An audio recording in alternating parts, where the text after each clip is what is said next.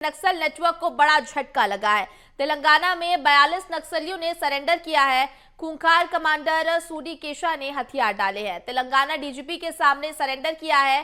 PLGA के battalion को बड़ा झटका लगा है। सीमावर्ती इलाके में कमजोर पड़ा है ये नेटवर्क। आईजी ने बचे हुए नक्सलियों से मुख्यधारा में लौटने की अपील भी की है और लगातार ये अपील की जा रही है कि जितने भी बचे हुए नक्सली हैं वो मुख्यधारा में लौट जाए। लेकिन ये बड़ा झटका माना जा रहा है नक्सल नेटवर्क के लिए, क्योंकि तेलंगाना में 42 नक्सलियों ने सरेंडर किया है। खूंखार कमांडर सूडी केशा ने हथियार डाले हैं और मुख्यधारा में लौटने का फैसला किया है। तेलंगाना डीजीपी के सामने सरेंडर किया है। पीएलजीए बटालियन को बड़ा झटका लगा है।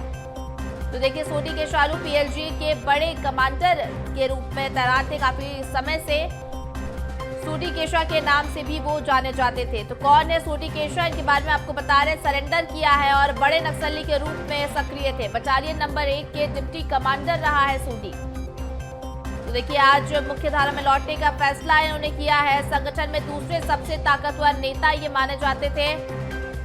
सूडी केशा कौन है, उनके बारे में हम आपको बता रहे हैं। देखिए, करीब 30 साल से नक्सल गतिविधियों में एक्टिव रहे हैं और मुख्यधारा में लौटने का फैसला किया है। तस्वीरें आप देख सकते हैं कि देखिए 42 नक्सलियों ने यहां सरेंडर किया है और मुख्यधारा में लौटने का फैसला किया है। तो आपको बता दें कि देखिए, सरेंडर के साथ ही पीएलजीए बटालियन को बड़ा झटका लगा है। सीमावर्ती इलाके में कमजोर पड़ा है नेटवर्क। आईजी ने बचे हुए नक्सलियों से मुख्यधारा में लौटने की अपील भी की है।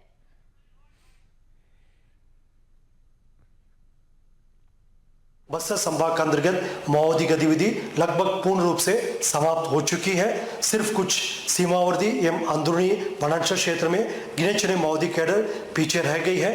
उनसे भी मुख्यधारा में जोड़ने के लिए लगातार छत्तीसगढ़ पुलिस एवं संबंधित राज्य पुलिस की ओर से अपील की गई। उन अपील के प्रभाव से तथा सभी संबंधितों के प्रयासों से आज दिनांक 10 अप्रैल 2026 को तेलंगाना राज्य अंतर्गत पीएलजीए बटालियन नंबर 1 का 21 माओवादी कैडर, दंडकांड स्पेशल जोन कमेटी का 10 तथा तेलंगाना स्टेट कमेटी का 11, इस प्रकार कुल 42 माओवादी कैडर्स ने 36 हथियार को शासन को सौंपते हुए हिंसा का रास्ता छोड़कर समाज की मुख्यधारा में शामिल हो गई है। उन सभी तमाम 42 माओवादी कैडर्स के निर्णय का हम स्वागत करते हैं। चलिए, और ज्यादा जानकारी के लिए हमारे साथ सहयोगी कृष्णा पटेल जुड़ रहे हैं। कृष्णा, आपसे जानेंगे। देखिए, नक्सल नेटवर्क को बड़ा झटका लगा है। तेलंगाना में 42 नक्सलियों ने सरेंडर किया है।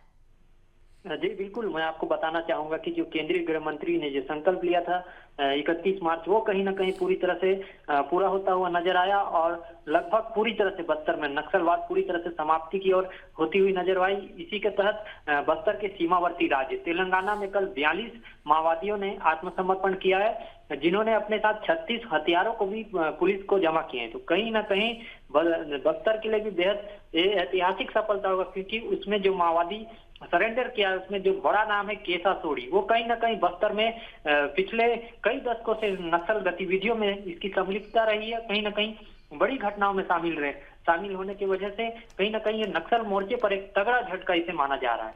बिल्कुल, और देखिए, जिस तरह से सूडी केशा ने हथियार डाले मुख्यधारा में लौटने का फैसला लिया है, इसके बाद अब यह भी माना जा रहा है कृष्णा की पीएलजी बटालियन को इससे बड़ा झटका लगा है।